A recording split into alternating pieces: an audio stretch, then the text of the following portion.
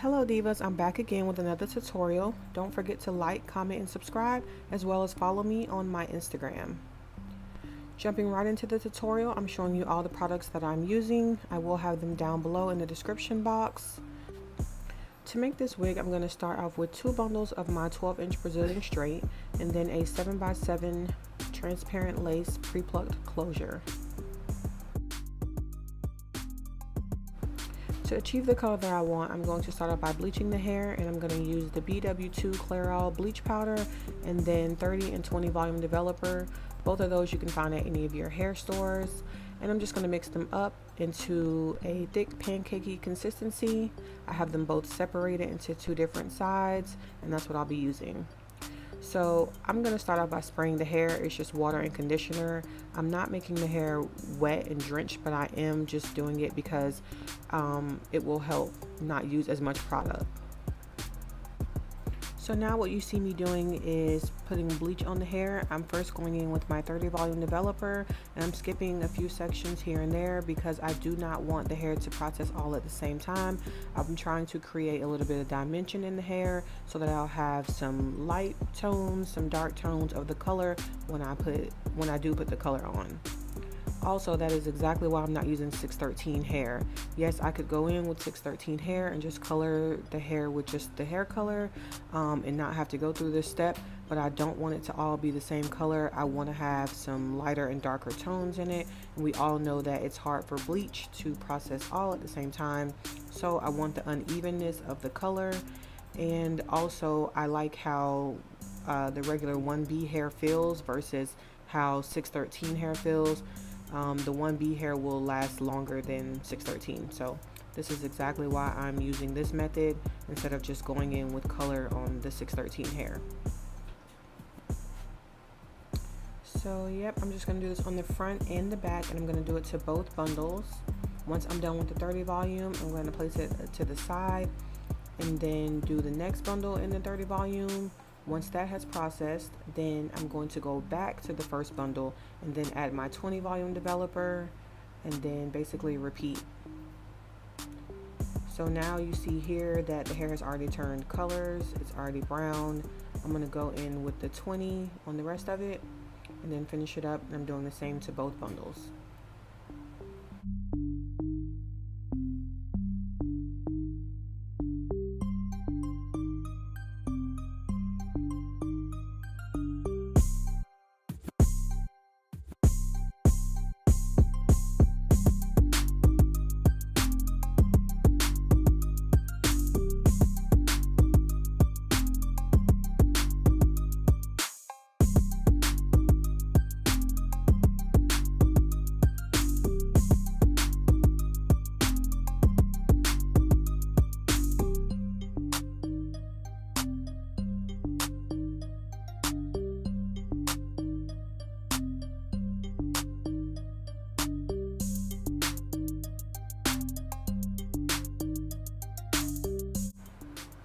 So now that I'm finishing up, you can now see how the hair has already started turning colors, which is exactly what I wanted.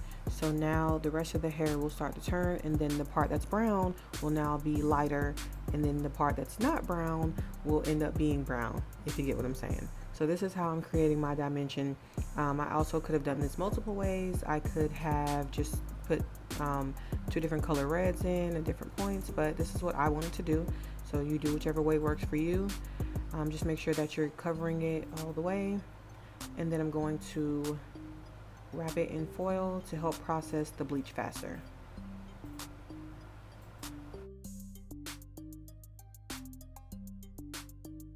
Now I'm going to go ahead and do the closure. To do the closure, I usually like to pin it on the mannequin head so I know exactly how I'm bleaching it. I hate when you have unevenness as far as in the roots, and the only way that I can tell how I'm doing my roots is if I part and section it like as if it was on someone's head. I can't do it while it's laying down because you'll have like unevenness, and I don't want that. So I'm basically going to do the same thing by skipping some sections, color, then go back and put it all over.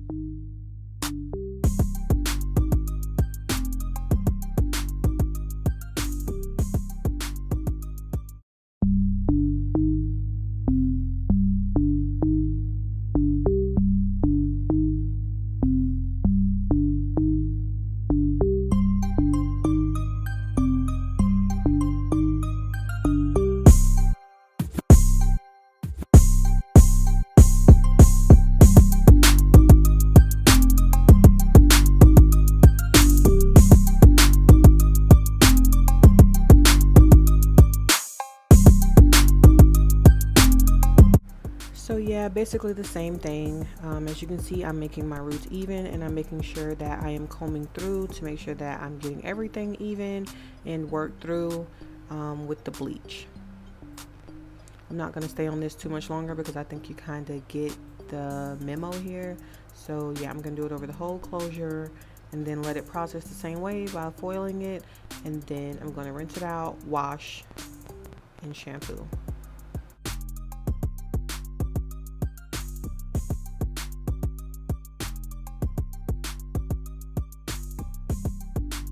So now that the hair is all washed and shampooed, I'm going to use the watercolor method to dye this hair.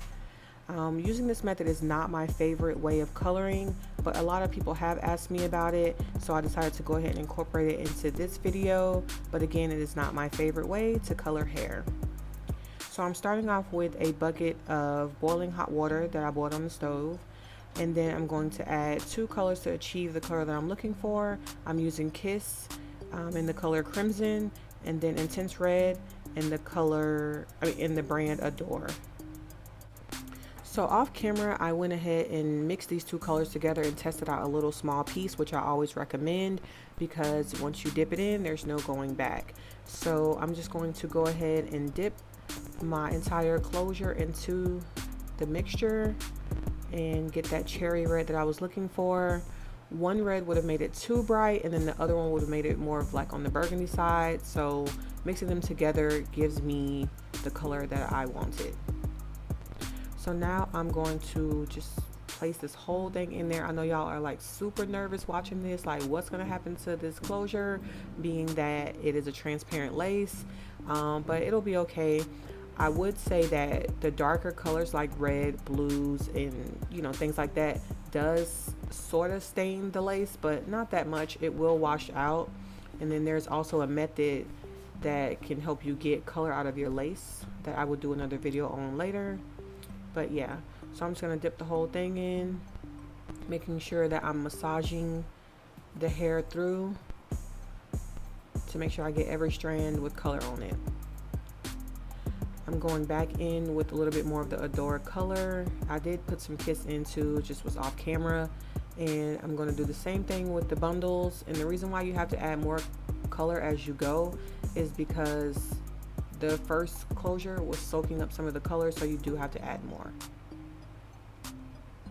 And again, I am just massaging all the color through the hair, opening up the bundles. Don't forget to do that to make sure you get every strand with color on it.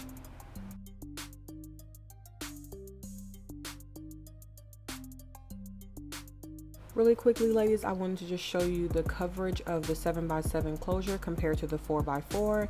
It is literally like 3 times the size with a lot of parting space. It's huge.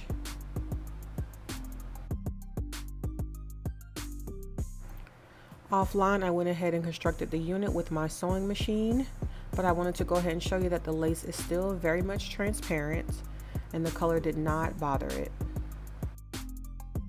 Next, I'm going to go ahead and tint the lace.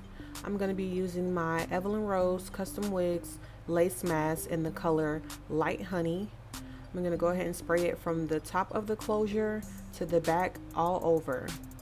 As I start to spray, you will see the lace turning a brown color, like a light brown color. So if you're my skin tone, then the Light Honey is the one that you would need to order. I myself do not like to use makeup on my lace. I will sometimes use it on my ball cap, but never on my lace. Next, you're going to just go ahead and blow dry it, and we're going to move on to plucking. Even though the lace is pre-plucked, which you saw that you could just honestly not pluck it, but I do go in and use it just a little bit here and there. I didn't really do too much plucking to this unit, honestly, because the pre-plucked looked really good. Y'all, I love my bundles. Look how super silky it is, even after being bleached and dyed. The only spray that I use or product that I use on my hair is the heat protecting spray, and it's just bomb. So as you can see, when I'm curling, you can see the dimension in the hair where there's some light colors, some dark colors of the red, and not just all so much of one color. But yeah, So now what I'm doing is I'm just going to curl it very loosely. I do not have a rhythm that I'm trying to do here. I just want the hair to look kind of like free and flowy, but not nappy, you know? So anyways, you know by now, if you've watched my videos, I live for using my wax stick. This helps flatten the hair. Of course, with my electric hot comb, I'm going to flatten out the closure as much as possible and then go ahead and finish curling it all up.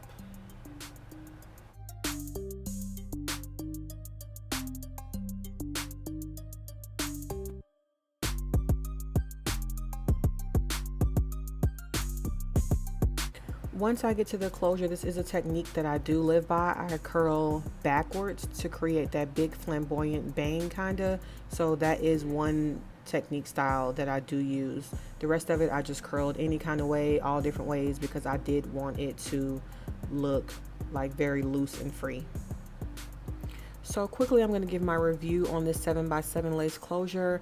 This was my first time making it or using this to make a wig, and right now it's not so much my favorite. I think I'm going to make another one and just play around with it. I'm not a fan of how it curves to the back of your head, so the closure will really be like in the middle to the back of your head, and so it doesn't always allow it to lay flat back there, but I'm going to work on it before I start selling 7x7 lace closure wigs. I will definitely perfect this because I do love the look of the frontal, but with it being completely glueless. I am in love with this color, and look at those roots. She is perfectly rooted, ladies. Okay. Next, I'm going to install this wig, and today I'm going to use my wig grip band. I'm placing it about 2 inches back from my hairline and then securing it. I'm going to place the wig on that now perfectly matches my skin color thanks to my lace tint spray. The wig grip band is one of the ways that I like to wear my wigs. Sometimes I will wear elastic band, but I don't like that tension sometimes either. So 9 times out of 10, I'm wearing a wig grip band, which you cannot see at all underneath. So you can purchase those online on my website at www.EvalynRose.com as well and try them out. Now I'm going to cut the lace in a zigzag motion close to the hairline. There's really no perfect way. Just make sure you don't cut it straight across. Just zigzag and make it look and leave it kind of jagged. So yes, divas, this is a completely glueless unit. I love how this unit gives you so much coverage and is completely glueless to be able to take on and off every day, and not having to use any adhesive is like a major plus with this 7x7 closure. The only part that's missing is the ear tabs right there, which is about what, 1.5 inches. I'm sorry, 1 to 2 inches. But honestly, I don't care for the ear tabs on the frontal. That's actually what makes me not like the frontal, because the ear tabs always come up the most. I use frontals only on like vacations or weekends, so it's not an everyday wear type thing, but this unit definitely is an everyday wear and gives you that frontal look. Also, I like how it looks without having any baby hairs. This wig is just bomb. Like the loose curls, the 12-inch is just perfect. It's super cute, classy, flirty, sexy. Like, I don't know, just all of the above. Obviously, I'm ranting because I love this closure. Yeah, so make sure you tell me what you guys think about it. Let me know if you guys want me to add these to the website, because I'm feeling it. Even though this unit does not need baby hair, it's perfect without it. I'm going to just go ahead and add a few baby hairs because that is my preference. That's how I like to wear my hair. I don't like to have them like super thick, but I do like a few here and there. Again, it just helps with the whole frontal look. Yeah, so it's up to you. It's your preference.